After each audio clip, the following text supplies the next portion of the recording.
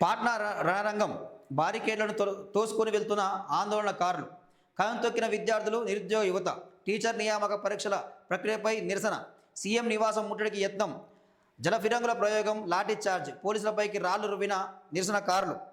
So విద్యార్థులు, నిరుద్యోగుల నిరసనతో బీహార్ రాజధాని పాట్నా దద్దరిల్లింది. బీహార్ పబ్లిక్ సర్వీస్ కమిషన్కు వ్యతిరేకంగా యువత కదం తొక్కింది. సో ఇక్కడ విషయం ఏంటంటే Bihar public service commission chairman ఒక సంచలన వ్యాఖ్యలు చేసిండు. రాజేష్ సింగ్ అనే సంచలన వ్యాఖ్యలు చేసిండు. సో ఇక్కడ విషయం ఏంటంటే రోడ్డు వెంబడి వెళ్తూ ఉంటే కుక్కలు మరుగుతూ ఉంటాయి, మనం పట్టించుకోవాల్సిన అవసరం లేదు అన్నాడు. సో ఆ విషయంలో విద్యార్థులు, నిరుద్యోగులు మమ్మల్ని వీధి కుక్కలతో పోలుస్తావా, మమ్మల్ని అంత మాట అంటావా అని చెప్పి పెద్ద ఎత్తున వాళ్ళు నిరసన తెలిపారు, పోరాటం చేసిరు. సీఎం ఇంటిని ముట్టడించే ప్రయత్నం చేసిరు.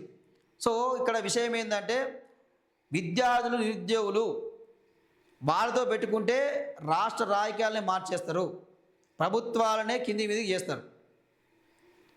సో వాళ్ళు అడిగింది ఏంది, టీచర్ నియామకాలు నియామకం విషయంలో, పరీక్షల విషయంలో అవకతవకలు జరిగినాయని చెప్పి. సో దాని మీద వాళ్ళు మాట్లాడితే మీరు వాళ్ళని వీధి కుక్కలతో పోలుస్తారా? సో ఇక్కడ విషయం ఏంటంటే మెయిన్స్, ప్రిలిమ్స్ గతంలో లేని మెయిన్స్ పెట్టిరు, ప్రిలిమ్స్ పెట్టిరు, దాంతోపాటు ఏం చేసి నెగిటివ్ మార్కులు కూడా పెట్టిరు.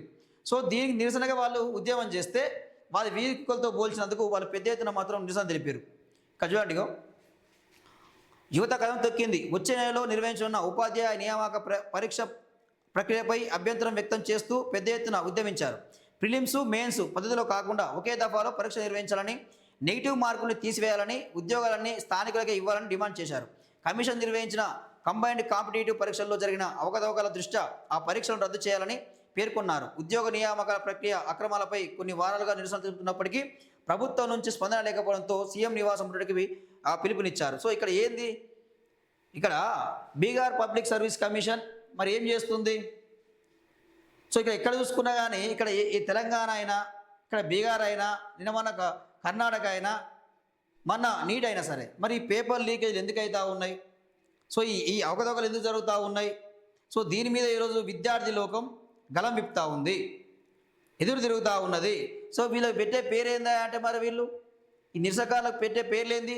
నరేంద్ర మోడీ ఏమో దిమాగి నక్సల్ అంటాడు, ఉద్యమం చేస్తే నిరసన తెలిపితే దిమాగి నక్సల్ అంటారు, అర్బన్ నక్సల్స్ అంటారు. సో ఇదా మీరు పెట్టే పేరు? మీరు చేసే తప్పులు ప్రశ్నిస్తే ఈరోజు నిరసనకారుల మీద దిమాగి నక్సల్ అని చెప్పి వ్యాఖ్యలు అనేది సరికాదు. సో ఆ మాటను వెనక్కి తీసుకోవాలని చెప్పి కూడా కోరడం జరుగుతూ ఉంది. ఇక్కడ విషయం ఏంటంటే ఉద్యోగం అనేది వాళ్ళ హక్కు.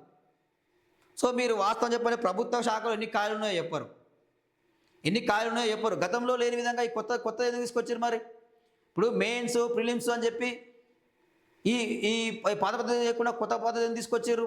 దీంతో పాటు నెగిటివ్ మార్కులు అని చెప్పి ఎందుకు తీసుకొచ్చారు? సో దానికి వ్యతిరేకంగా ఈరోజు ఈ తప్పు, కొత్త విధానాలు తీసుకురాకండి, పాత పద్ధతులు నిర్వహించాలని చెప్పి వాళ్ళు పెద్ద ఎత్తున డిమాండ్ చేశారు. వారం రోజులుగా వారు పోరాటం చేస్తూ ఉన్నారు.